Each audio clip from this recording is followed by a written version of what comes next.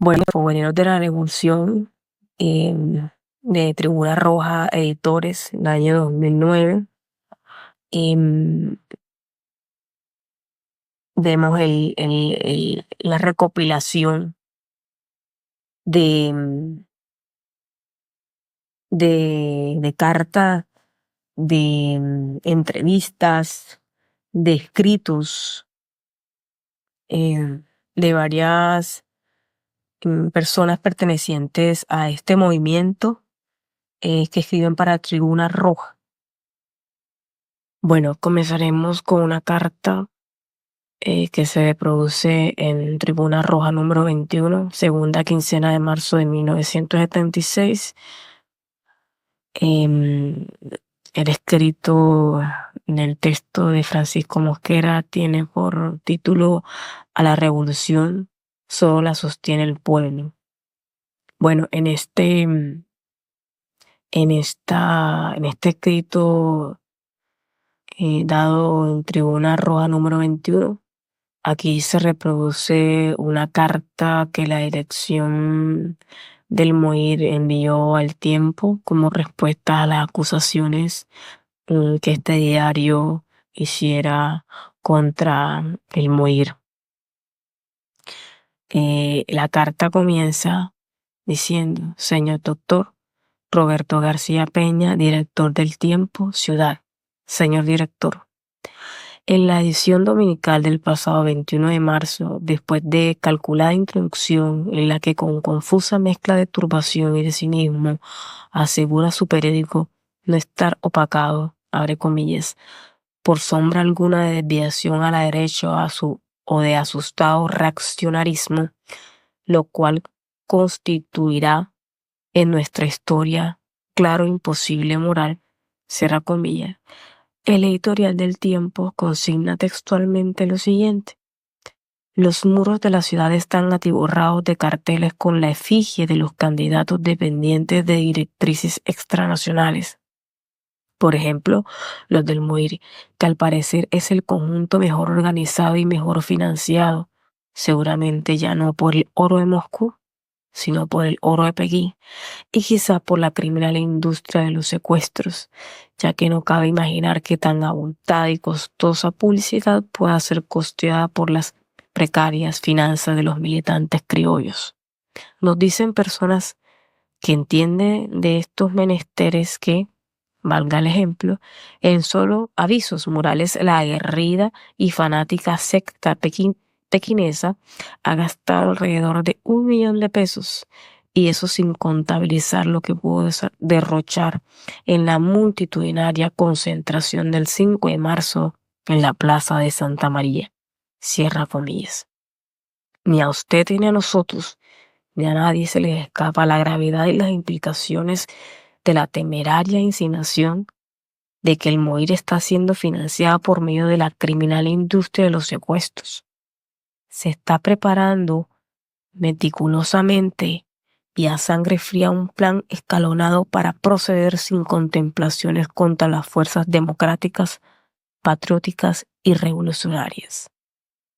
Las afirmaciones aventureras del Tiempo coinciden sospechosamente con el anuncio reciente hecho por el señor López Michelsen ante la llamada Comisión de Reforma Constitucional de apelar a medidas drásticas después de las elecciones de Mitaca para preservar el orden, con las muchas declaraciones que en el mismo sentido han proferido el ministro Cornelio Reyes y los mandos de los cuerpos represivos, y con los desaforados editorialistas de otros órganos de expresión de Bogotá y de provincia.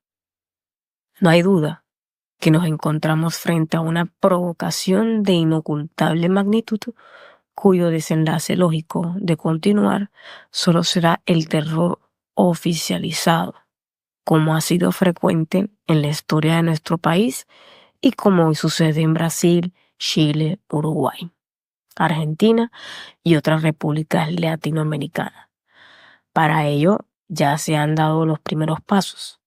Al mantenerse por cerca de un año el estado de sitio y utilizar los consejos verbales de guerra y demás procedimientos violentos y represivos para acallar las justas demandas de las masas trabajadoras y del estudiantado.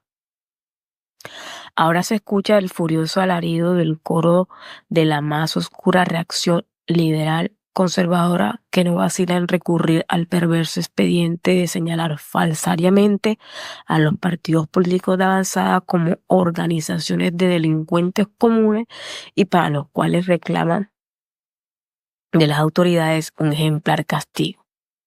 Antes de iniciar en forma la cacería de brujas, se prefabrica una opinión pública favorable a todos los excesos, labor en la que el tiempo ha sido experto durante los 65 años que lleva al servicio de la mentira y la calumnia. Tan vivo como nuestra nacionalidad es este procedimiento.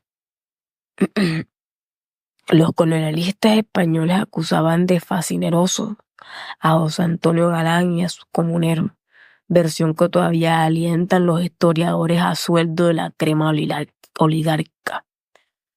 Por atracador de caminos, los reyes católicos de España le pusieron precio a la cabeza de Simón Bolívar.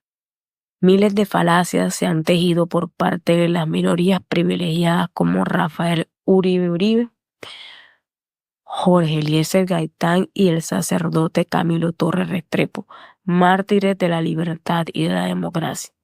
Hoy se les quiere endilgar a los revolucionarios colombianos el mote de secuestradores para justificar la barbarie oficial. Pero, ¿qué es lo que en verdad llena de pánico a la coalición gobernante, desde el presidente de la República hasta los gacetilleros de las grandes rotativas? Es la situación a donde ha llegado la sociedad colombiana y comienza a salirse de control de los poderes establecidos. Una crisis económica irreversible expresada en el estancamiento de la producción nacional, el desempleo, la inflación, el encarecimiento acelerado del costo de la vida. Una descomposición social que ha entronizado como ley suprema la violación del Código Penal burgués y en la que los principales desfalcadores de los dineros públicos son a la vez los encargados de fiscalizarlos y de velar por la seguridad del Estado. Un desbarajuste crónico de los partidos tradicionales que han agotado su capacidad de engaño al pueblo. Y sobre todo, el ascenso de las luchas de las masas explotadas y oprimidas, resueltas a no postergar por más tiempo sus reclamos centenarios. A lo que en definitiva temen las clases dominantes es a su propia hora. Durante más de siglo y medio han gobernado a esta nación y el resultado desastroso está a la vista.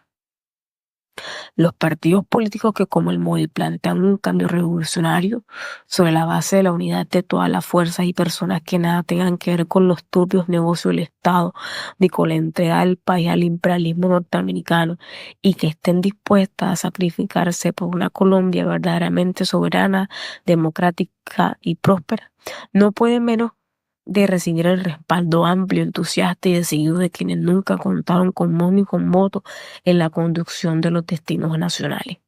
En esta política fundamenta nuestro partido el éxito de su acción presente y futura.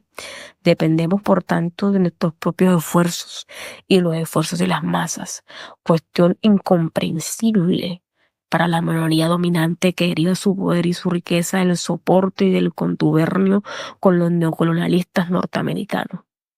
Si el pueblo colombiano no apoya con sus inagotables recursos a la revolución, no habrá quien la sostenga ni financie dentro o fuera de nuestras fronteras, como tampoco habrá quien la contenga si se decide hacerlo.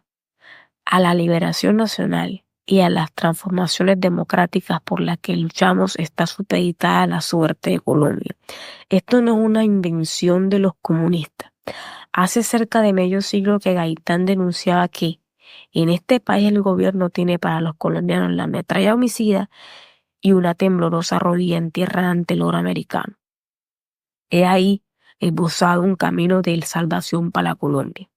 Suprimir este tipo de gobiernos despóticos y antinacionales y en su lugar erigir un Estado independiente, popular y democrático, un Estado que rechace cualquier opresión externa y que acepte solo en pie de igualdad las relaciones con todos los países de la Tierra.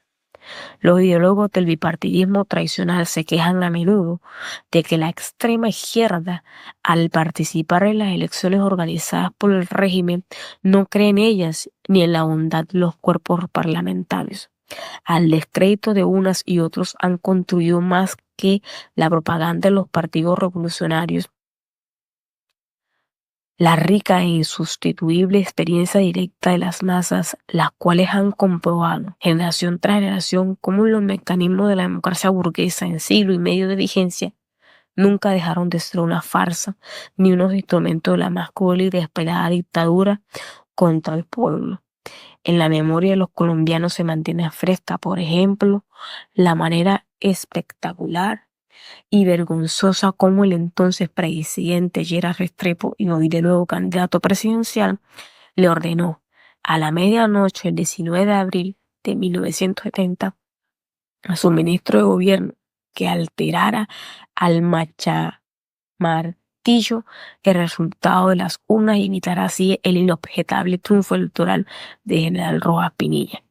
¿Qué tratamiento pueden esperar entonces los integrantes de las organizaciones sinceramente partidarias de una política democrática y nacional?